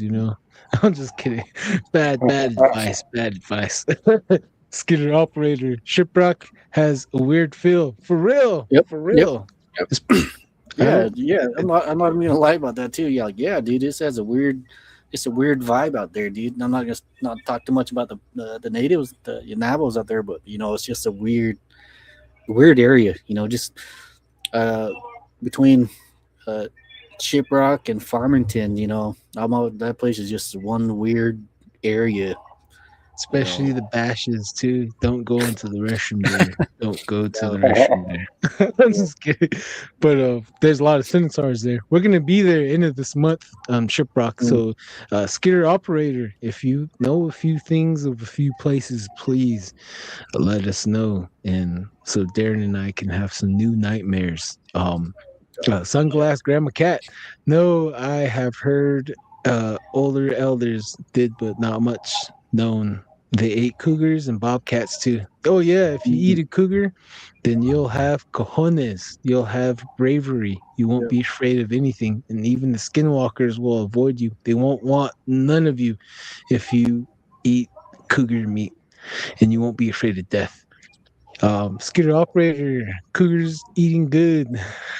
What type of cougars are you talking about? I'm just playing. Yeah. Crazy Coyote Oh, man. 13. Someone had to break a cougar joke in there. Who had to? Somebody had to do it. Crazy Coyote 13. Skinwalkers can't really leave the four sacred mountains. If they do, they get really weak. They can. They can leave the four corners. I got stories from family out in Los Angeles, Seattle, Washington, Winnemucca, Nevada. I have a story in Winnemucca, Nevada, and yeah, so we do have encounters, and also a family member or a friend has a lot of skinwalker encounters in Phoenix, Arizona, and another one in Albuquerque too. So it's I think it's everywhere. I think if you're near another tribe, I think that's another conduit. That's like another borrowed energy source, possibly. I don't know. It's all speculation. BCast 33. Have you guys seen the dogman type creature captured in Amarillo Zoo? Yeah. Cameras several years back looks like a wolf standing on two legs. Yep. It kind of looked like Sonic the Hedgehog for me for a second. I was like, is that Sonic? Where's Nine Tails? Carla Washington. Don, if you find out who a skinwalker is, does it die? Eventually, yeah, 3 days, you have to tell everybody who they are, where they live, their identity. You have to reveal it. Yep, that's what I heard too. You gotta confront them. From what I was told, you do that, and you can either, take their life or take their power away from them. However you want to put mercy out. You have that. my opportunity was crazy when I saw that coyote go in the hole and come out the guy. You know, I was about to pull the trigger. Now, would that, and then if I got caught, then tried to explain, hey, you know, I just saw this guy come out of the freaking ground and he went in there as a dog, came out as a human being. You know, what those white men would say to me? I'm crazy. Yep. So it was a hard decision. Luckily, I did not pull that trigger. Yep. There's actually an encounter. Yeah, there's actually an encounter back at my house where a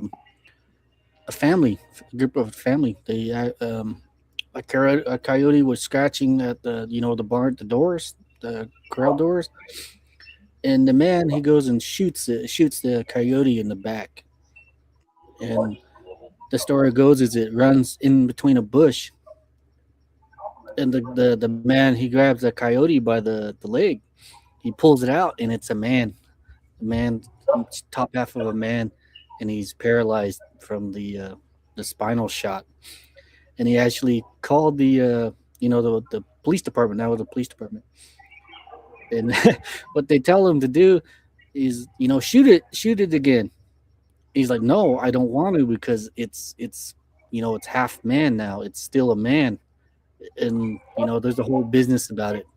I have the family out there, but some people just don't want to talk about it, and I don't blame them, because that's a wild story that they have out there at the house. So, coyotes, for their safety too. Yep. For their safety. Yep. For real. Yeah. So there's multiple ways you can end the skinwalker, and if you go back on other podcast or other episodes, I did share some of our stories that we were passed down on how to hunt the skinwalkers. Mainly because the family used to be skinwalkers. Everyone in Miami Valley area comes from family that knew how to do that, because we didn't sign no peace treaty. We didn't surrender. We hid in the canyons and played hide and go seek. Yep. Navajo Ace 1, Yazzie here. Yeah. Oh, another Yazzie. It's spreading. Oh, man. Civil War, man. Yazzies versus Bigay. There was a Bigay here earlier up there. Janie Bigay. I'm just playing. Crazy Coyote 1313. I've heard that laughter can neutralize skinwalkers' overwhelming fear. Yeah. Interesting right there. We'll note that down right there. Scooter operator, how do you laugh while you mess with your pants? What the heck? Is that like the Michael Jackson? I'm just playing. What? Marco Polo? Yeah. That was the guy that had the encounter with the, I forgot what they were called, Cynocephali, or I think the dog-headed island. Yeah, that's the guy right there. Oh, Cynocephaly. Yeah. Cynocephaly. That was it. Feel free to jump in, Utah, if you want to share anything right now. We're just trying to catch up with the comments, and then we're going to wind down the show here. But feel free to share anything you want to let off your chest or anything like that. You're more than welcome. But I was going to mention, I used to listen to Art Bell before he was the main podcaster back in the day. Yep. And I used to hear him. I think he had a Native American on once before, where they had skinwalkers out in the city. I don't know if you ever heard the episode, but I can very fondly remember. But yeah, he talked about someone, I can't remember if it was Salt Lake or Phoenix, somewhere, one of the cities. All right, I got to look that up. Phoenix has a law too. Yeah, Phoenix has a strange law where it's illegal for Native American men to gamble with a dog in the streets. So that's one of the weird laws in Phoenix. I was like, what? Huh. Yeah, I was like, someone's playing with the skinwalker, bro. It probably was a Navajo. Al 13-1. I know some of these bad curses are used in other tribes. One in far northern British Columbia, a lady had to see a healer and get bones removed from her. They were fish bones. Jeez. I've heard stories like that too. Stuff like that too. They blame the Navajo sometimes. I seen stuff. I seen that too, man. It's a trip to see, the Navajo, medicine man do its work. It makes you question everything, man. Like, whoa, like what the heck? You guys just see that? Yeah, It's especially when amazing. they take out the beer taps too. Like even the Yeah, ones from the bottles and the cans, they take it out. I'm like, I what? I have That'd one be that's crazy. crazy. I was young. I was in my teens, high school, Uh, and there was a ceremony, medicine man, of course. And this medicine, I don't know what the ceremony was about, 'cause and I, I'm Native American. I'm today, but I'm very well English spoken, very diverse in English, pretty much. But anyhow, watching the ceremony taking place, and he had a stick, probably about a foot and a half long. That it was painted on the, and it was a snake. He mm, carved the wood out of a snake, and it had color that as a snake. And this person that he was doing ceremony with, and just before it was barely daybreak, and they went out. And so I asked if I could go out and follow them. He said, "Yeah, go ahead." So I went out, followed them. They went to outside. They walked, about maybe 300 yards from hey, Hogarth. Utah, could you rewind it? You're going in and out. I'm like kind of Oh, I catch a little bit, and then I don't really catch it. I'm like, wait, what? oh, oh! I was saying that Uh, I was watching the ceremony happen, taking place, and the ceremony was for individual, a male, and he had a carving of a snake, painted like a snake, and uh, so and it was daybreak. The sun was very, it was daylight, and so I asked if I could go out and follow them, what they were going to do. So the guy was wrapped up in Native American blanket. Of course, the medicine man was too traditional. So they went outside and they walked about 300 yards from the Hogan, and they went out into they found a gopher hole, and the medicine man prayed and you know blew the flute, waved the medicine over the guy with the feather, and put that, did all that traditional stuff, and he had that snake in his hand, and he put that snake down by the gopher hole, and he prayed again and blessed it, told, I guess, told him to go on its way, and that snake from a wood turned into a freaking real snake and slithered wow, down into that hole. wow. Is that crazy or what? Yeah, but it almost sounds biblical. Like where does that sound like? For Moses, staff turns into a snake. Yeah, wow, that is amazing. But and the it, Pharaoh, it yeah. yeah, ooh, Uh, man, that just gives me chills right there just hearing that, dude. Crazy. That it's, that that that is a dark magic right there in that medicine man. Wow. Handed down using tradition. snakes. No, Mm, making that snake come alive and slid it down from a stick into a real snake going into that hole. Man, come on. yeah. Uh, Oh something. yeah. Yeah. Oh, Man. Yeah, like I've wow. heard stories where they would shove someone's belongings down in the snake hole or even in the ant hill just to curse people. So I don't know if that maybe is like similar, but Yeah, that is I heard, very, very dark. I heard the same thing with tarantulas. Do the same thing with tarantulas. So, wow. Jeez. Oh Man. man, yeah. Um, I don't know about you, but this show is giving me chills, bro. Freaking love. legit chills. It's Yeah. just legit. That's it's information that's for should be for everybody. Um let's catch up with the comments before we close out the show, guys. Navajo Ace One, can't wait till y'all down here. I'm for sure down to go. Bro, I Yeah. sent you Let's my go. email. Email me so we can exchange numbers.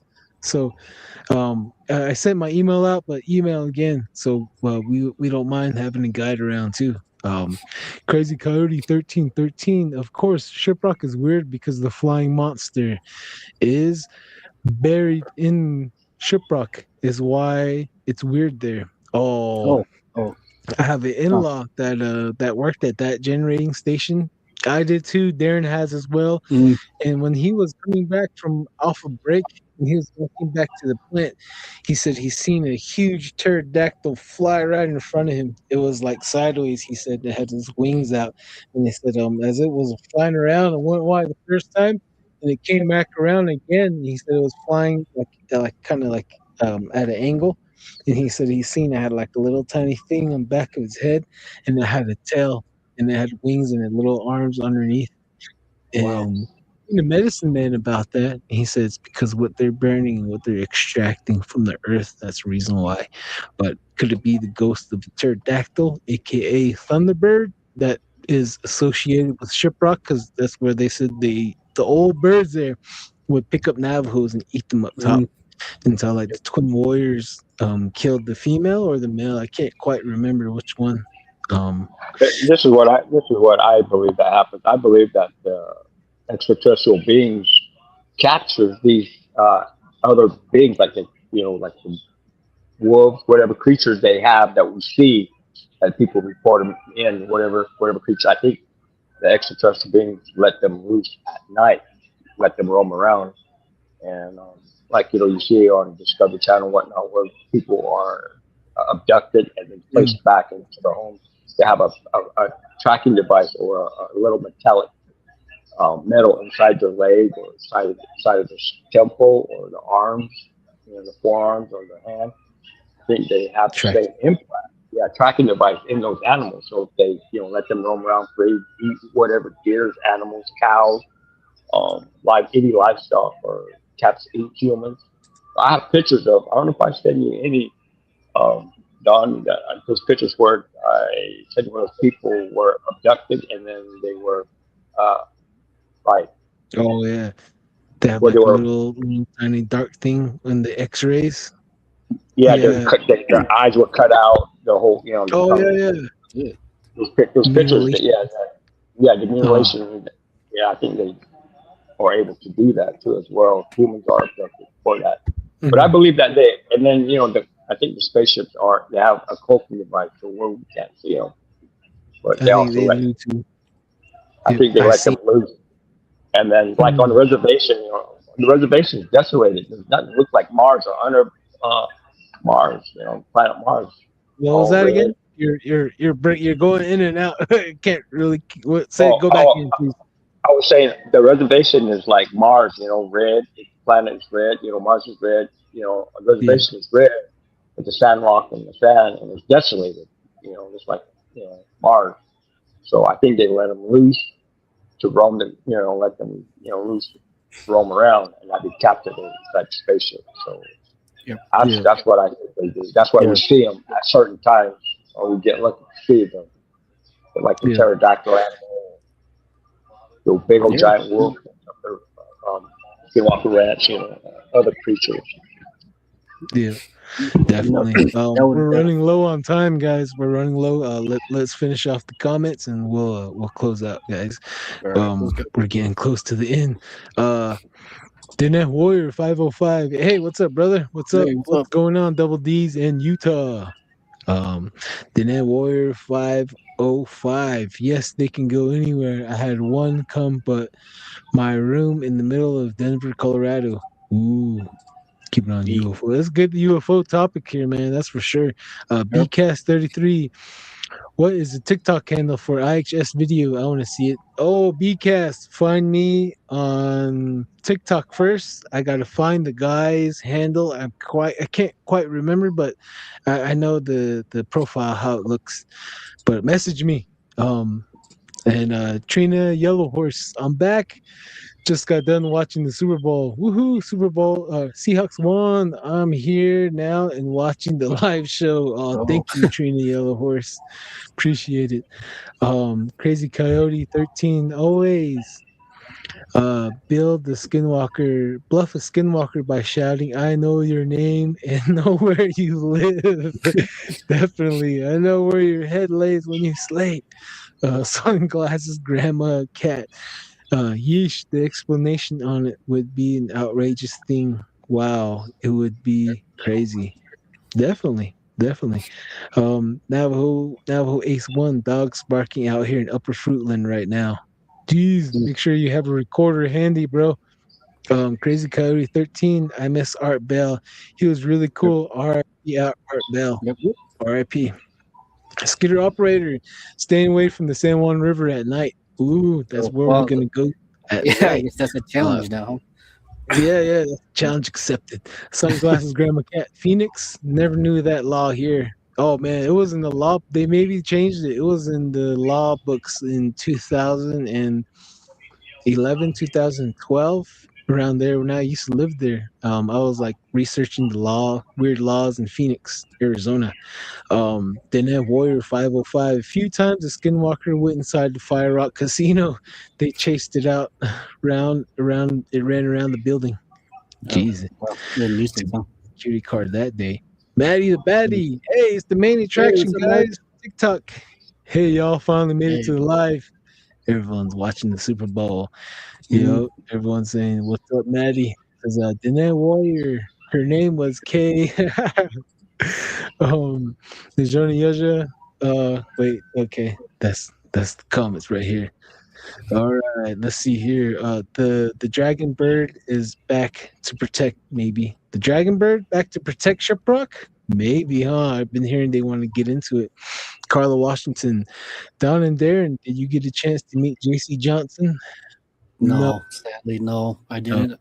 It, But you. wish I did. We had a nice conversation, especially out there with that dogman encounter out there in Farmington. So, Jeez. Maddie the Baddie says they unalived the female and the young, but left the male Thunderbird. Ooh, so he's still alive, possibly. Yep.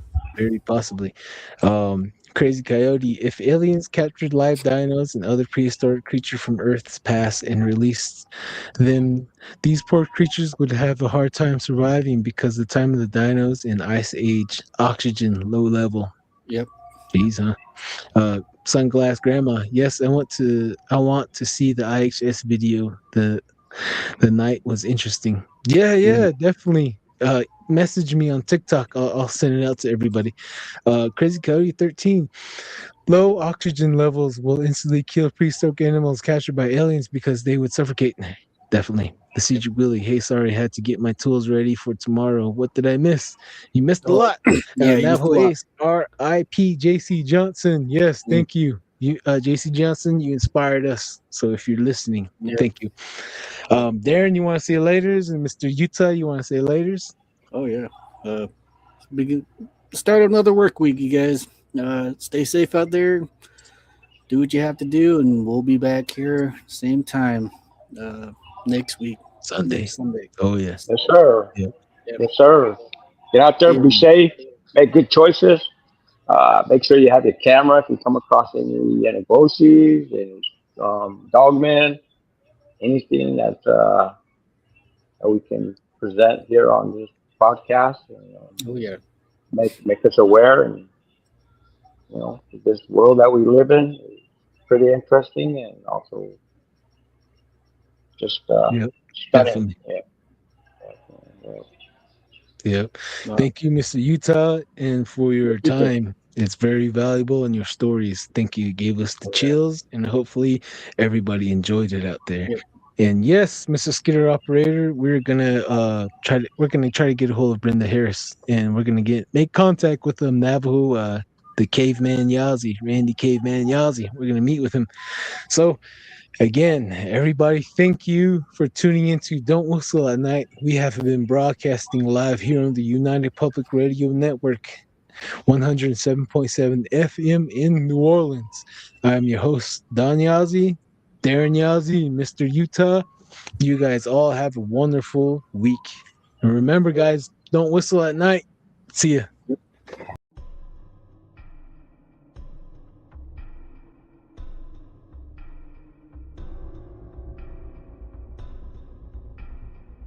Welcome to Don't Whistle at Night podcast, where Navajo legends echo in the shadows. Darren and Dawn will guide you through the sacred fire of Native storytelling, where the old stories breathe, the unknown walks among us, and voices, long hidden, rise to be heard. And remember, don't whistle at night.